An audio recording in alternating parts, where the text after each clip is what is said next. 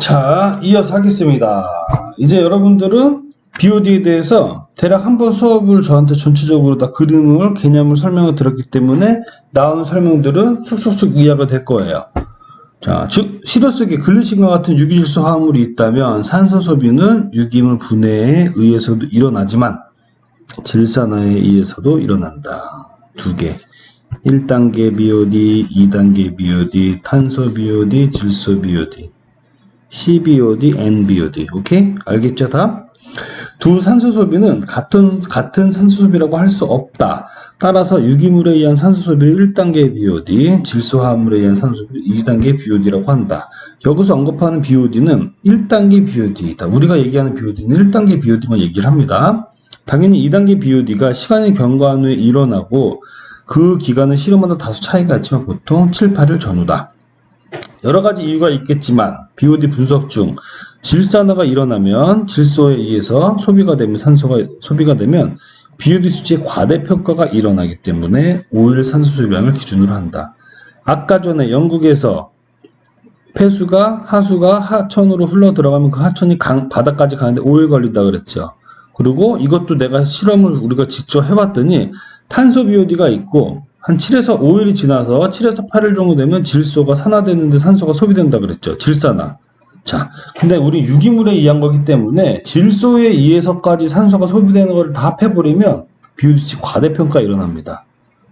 그래서 우리는 결론적으로 보면 지역적으로 여러 가지를 감안했을 때 BOD를 5일 동안 했었는데 실제로도 우리가 과학적으로 분석을 해보니까 5일 정도가 적당한 것 같더라.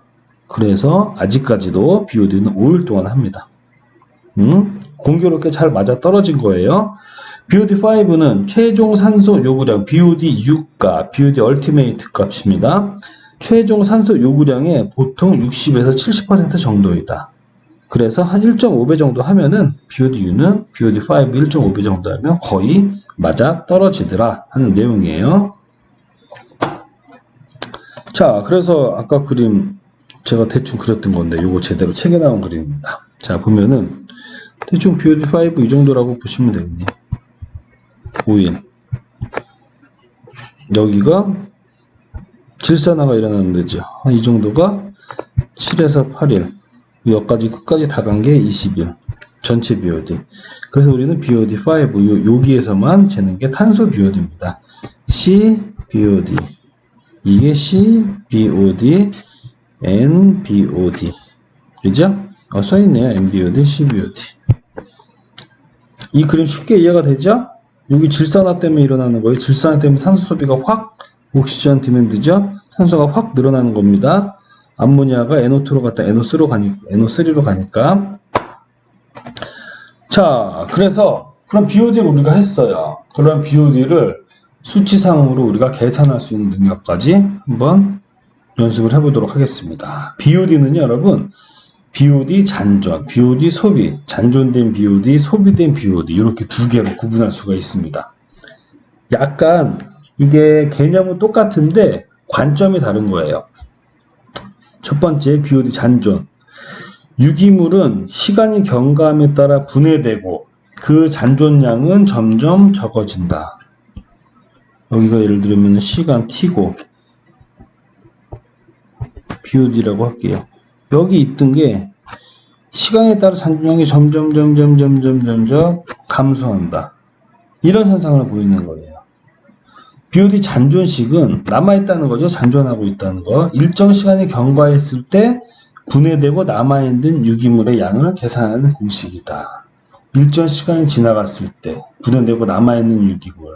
이거를 어느 정도 어떻게 생각해야 되냐면 우리 환경이나 자연 상태에서 보면은 자정작용 정도랑 유사하다고 볼 수가 있겠습니다. 그죠? 하천이나 이런데 미생물들이 다 존재하잖아요. 그 다음 소비되는 거, 남아있는 거, 점점 줄어들어서 남아있는 거 빼고 소비되는 걸로 한번 생각을 해볼게요. 유기물의 양을 정량하는 지표로서 20도씨 5일간 유기물을 분해하는 데 소비된 산소량 측정.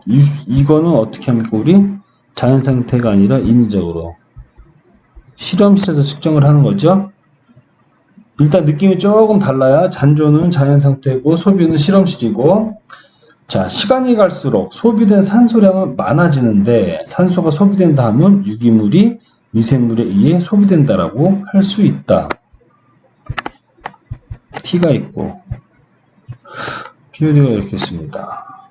반대로 여기다가 점점 산소가 이렇게 소비되는 게 많아지겠죠. 반대 개념인데 내용은 의미상은 같지만 표현이 다르다. 이런 느낌이죠.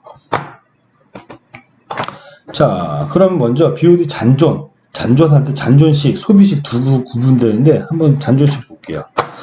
여러분 이게 조금 이게 버전이 안 맞아서 깨져가지고 제가 요거 공식은 다시 쓸게요. 이게 깨져가지고 이게 보면 이렇게 조정 자체가 안 되더라고요. 저 옛날에 써놓은 건데 PPT 버전이 바뀌다 보니까 자, BOD 잔존식을 먼저 한번 해볼게요. 잔존식은 ln C1보다 C2는 마이너스 KT입니다. C1은 뭐예요, 여러분? C1은 처음에 유기물이 C1이 최초, C2는 일정 시간 지난 다음에 그 변화를 보는 거잖아요. 그 C1, C2, T1, T2 이런 것처럼 최초 유기물의 농도 그리고 시간이 지난 다음에 일정 시간이 경과한 뒤에 C2 농도 이렇게 하면 되겠습니다. 자, 이건데 BOD 잔존식은 일정 시간이 경과한 후 1차 반응에 따라 분해되고 남은 유기물의 양을 찾는 것이 목적이다. 즉 남은 거를 찾는 거니까 C1을 찾는 게 목적이에요. C2를 찾는 게 목적이에요. C2를 찾는 게 목적이죠. C2에 따라 정리해 줍니다. C1 곱하기 2의 마이너스 KT가 돼요. 그런데 실제로 우리가 이 자연대수보다는 상용대수를 많이 씁니다. 그래서 C2는 C1 곱하기 10의 마이너스 KT 이렇게 많이 써줘요.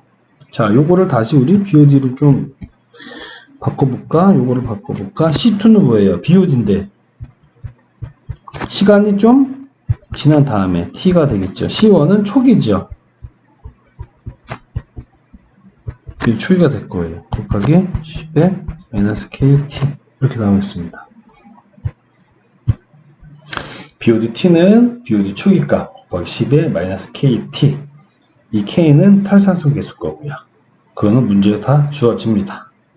자, 이게 일정 시간이 지난 다음에 분해가 되고 남은 유기물의 양을 찾는 BOD 잔존식이에요. 잔존식.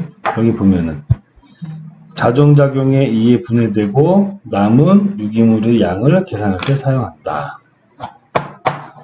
잠시만요. 자, 이어서 하겠습니다.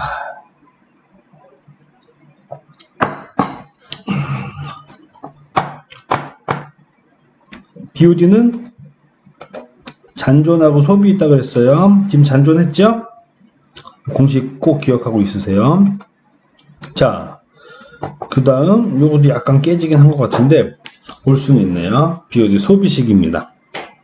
소비식을 볼 때는 소비된 유기물은 유기물 전체에서 잔존 남아있는 걸 빼주면 소비된 유기물이겠죠. 그래서 소비된 유기물은 유기물 총량 빼기 잔존 유기물량이다. 그럼 소비된 유기물을 BOD T라고 할게요. BOD T는 유기물 총량 BOD U에서 자, 잔존 유기물량. 잔존 우리 BOD T 뭐였습니까? 잔존 BOD T BOD 초기 곱하기 10의 마이너스 KT였죠. 그죠? 자, BOD 있는 데서 소비된 거, 남는 거. 자, 여기. 이거 뭐예요? BOD 잔존이죠. 그죠? 잔존에서. 요거도 남아있는 잔존 유기물량이니까 이렇게 쓴 거예요. BOD U로 묶고 1-CO 마이너스 KT. 자, 이게 BOD 소비식입니다. 소비식과 잔존식을 잘 구분하고 있어야 돼요. 왜냐면 우리가 BOD에 대해서 남아있는 거나 또 소비된 거나 어떤 BOD를 산출을 해낼 때 어쩔 때는 잔존되어 있는 공식을 사용해야 되고 어쩔 때는 소비되어 있는 공식을 사용해야 되거든요. 그래서 그 의미상을 잘 알고 계시면 됩니다. BOD 분석은 미생물에 의해 소비된 유기물의 양을 찾는 실험이다. 계산식으로 나타내면 BOD 소비식이다. 소비된 유기물의 양은 유기물 총량에서 T시간이 지난 후 남아있는 유기물의 양을 빼주면 되는 거기 때문에 T시간 동안 소비된 유기물의 양으로 표현된다. 이거는 자연 상태에서 자정작용이 아니라 실험실에서 실험실에서 오일 BOD 이런 거 나오면은 무조건 무슨 식이겠습니까? 소비식을 사용하는 걸 거예요. 무조건. 실험실에서 어떻게 하는 거는. 근데 시간이 경과한 후에 자정작용에 의해서 어느 정도 뭐 유화한 다음에 물이 흘러간 다음에 이런 게 다음에 자정작용이랑 관련이 있죠? 잔존식을 사용하는 걸 거고요. 의미상으로 구분할 줄 알겠죠, 여러분? 그래서 실험실에서 오일 BOD를 최종 BOD로 환산할 때 사용하는 공식이 소비식이다. 그럼 한번 적용하는 걸 한번 해볼게요, 여러분. 자, 하천 상류 지점의 BOD가 25다. 하류로 3일 동안 유효했을 때 하류 지점의 BOD 농도. 이거 소비식, 잔존식 써요, 소비식 써요. 하류로 어떻게 갔다. 실험실에서 한 건가요? 아니죠? 잔존식. 자, 그 다음 하천 유속이 20m/min이에요. 근데 이게 쭈쭈쭈 50km 유화해가지고 어떻게 됐습니다. 뭐 자연 상태에서 일어나는 일들이죠. 잔존식. 자, 최종 BOD가 400이다. 실외 BOD 5. BOD 5 자연 상태에서 잴 수 있어요? 실험실 가서 해야 되죠. 소비식. 20도씨에서 8일간 실험한 어떻게 실험했습니다. 오일 BOD 구하는 거예요. 소비식. 자, 구분이 되나요, 여러분? 여러분 구분되면 되는 거예요. 어느 정도 구분되죠? 자, 저 여기다 이거 조금 크게 한 다음에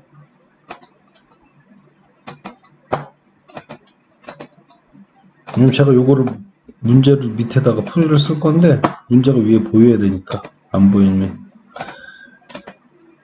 잘라내기 보이죠? 첫 번째 거 좀 더 하천 상류 지점의 BOD가 25mg/L이다. 25ppm이다. 하류로 3일 동안 유화했을 때 하류 지점의 BOD 농도는 단 탈산소 계수 K는 0.1/day다. 자, 여기다가 풀어볼게요. 1번.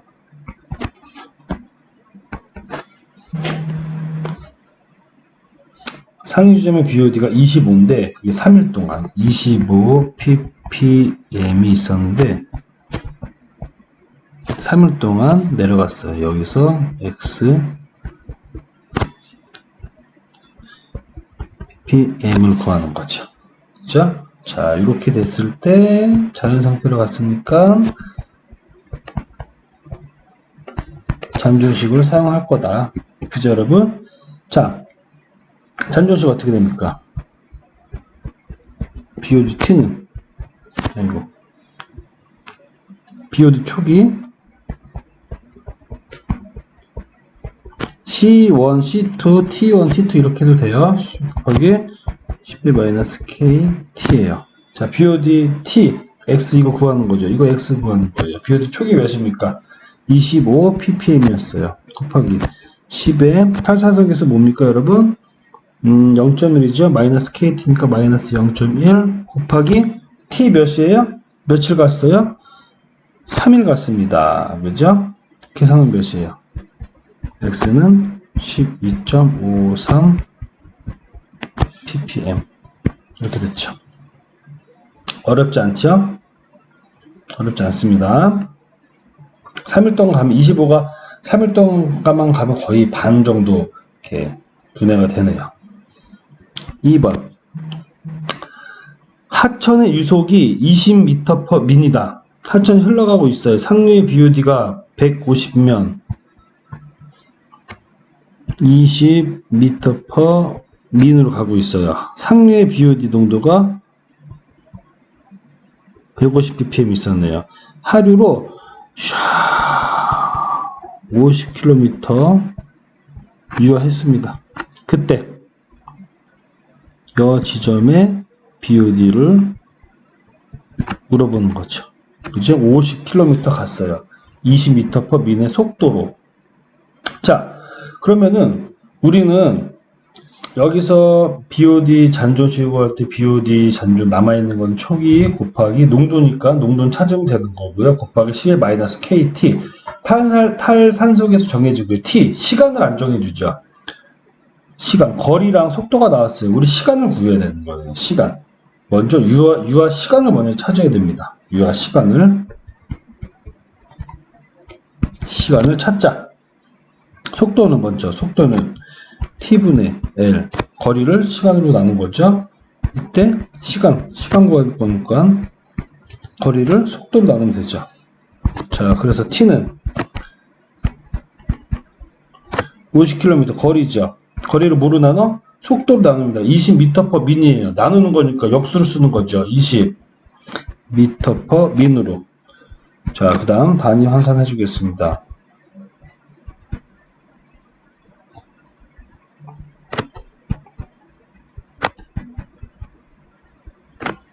1440 민이죠.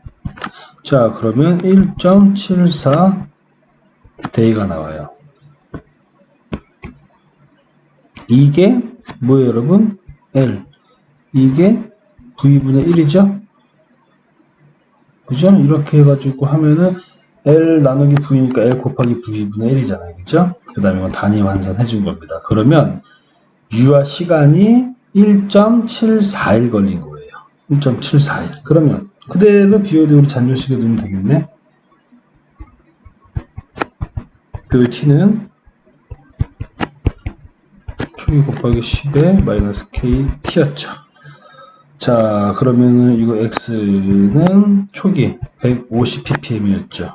150 곱하기 10에 마이너스 0.12 곱하기 1.74. 그죠? 어렵지 않죠?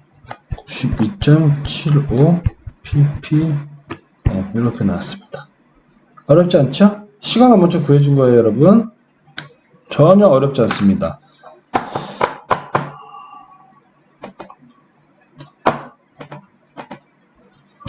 자, 요 혼합 공식에서 좀 몇 개 할 거 있는데 시간이 애매하니까 일단 다음 동영상으로 넘어가서 설명을 드릴게요, 여러분.